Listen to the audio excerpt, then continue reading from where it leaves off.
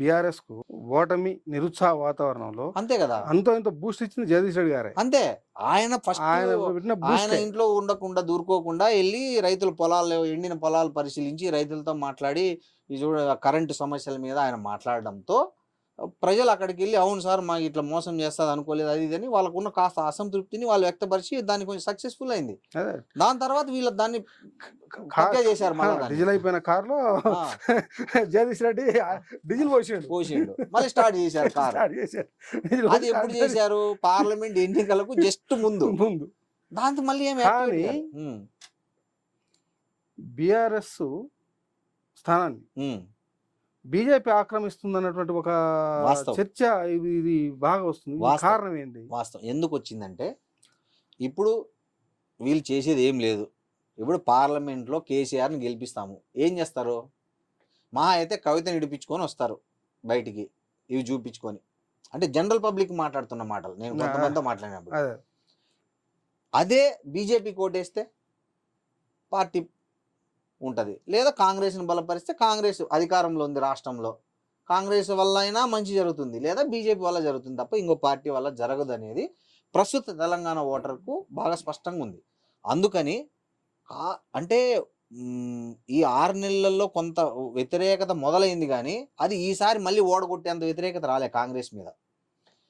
ఎందుకంటే ప్రజలకు కూడా తెలుసు కాంగ్రెస్ ప్రభుత్వానికి రేవంత్ రెడ్డి ముఖ్యమంత్రి ఉన్నందుకు అక్కడ కేంద్రంలో సపోర్టు ఎంత మాత్రం ఉంది, ఈ రాష్ట్రాన్ని గత ప్రభుత్వం ఎంత అప్పులు మిగిలిచ్చింది, ఏం చేసింది, ప్రభుత్వాన్ని కొత్త ప్రభుత్వం ఏర్పడిన రోజు ఖజానాలో ఎంత డబ్బులు ఉన్నాయి, అప్పులు ఎంత ఉన్నాయి, ఇవన్నీ శ్వేతపత్రం ప్రకటించడం వల్ల రేవంత్ రెడ్డి అందరికీ అర్థమైంది ప్రజలకి. సో వాళ్ళ అంత తీవ్ర వ్యతిరేకత లేదు, వాళ్ళ కాంగ్రెస్ మీద అసంతృప్తి ఉంది, వ్యతిరేకత లేదు.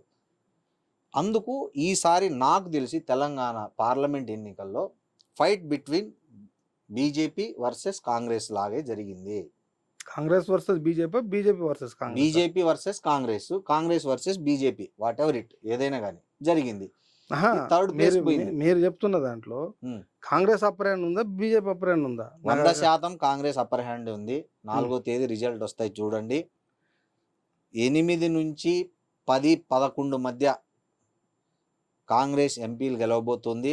4 లేదా 5 స్థానాల్లో బీజేపీ ఎంపీ స్థానాలు గెలుచుకోబోతోంది. 1 ఎంఐఎం, 1 బీఆర్ఎస్ పార్టీ గెలుచుకోబోతోంది. ఇది నాకు తెలిసిన లెక్క. తెలంగాణ రేవంత్ రెడ్డి గారి లెక్క కంటే తక్కువ చెప్పారు. నేను ఇప్పుడు ఆయన పార్టీ అధ్యక్షుడు, పార్టీ నాయకుడు, ఆయన చెప్పుకోవచ్చు. నేను ప్రాక్టికల్గా మీలాంటి చాలా సీనియర్ జర్నలిస్టులను పేయడం, తిరగడము, అక్కడిక్కడ మాట్లాడి సేకరించుకున్న సమాచారాన్ని ఒక దగ్గర పెట్టుకొని నేను ఒక నిర్ణయానికి వచ్చిండేది. నేను ఏ పార్టీ తరఫునో కాదు. సో నా అంచనా అప్పర్ హ్యాండ్ టీఆర్ఎస్ వాళ్ళు, కాంగ్రెస్ టీఆర్ఎస్ వాళ్ళు మేము గెలవకపోయినా పర్వాలేదు కానీ కాంగ్రెస్ రాకూడదు అనే పేరు మీద బీజేపీ ఓటేశారనేటువంటి ఒక చర్చ, అంటే ప్రచారం కూడా జరుగుతుంది.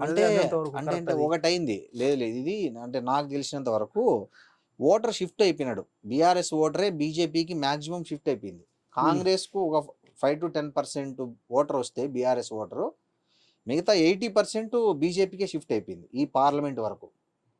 ఎందుకంటే అసలు క్యాడర్లోనే కాన్ఫిడెన్స్ లేదు. బీఆర్ఎస్ క్యాడర్లో ఆ ఉత్సాహం కానీ, ఏదో కసి, పట్టుదల, మనం ఓడిపోయినా మళ్ళీ గెలిచి చూపించాలి అనే అది లేదు. వాళ్ళు నిర్లిప్తంగా ఉన్నారు. దాన్ని బీజేపీ క్యాష్ చేసుకుంది రకరకాలుగా.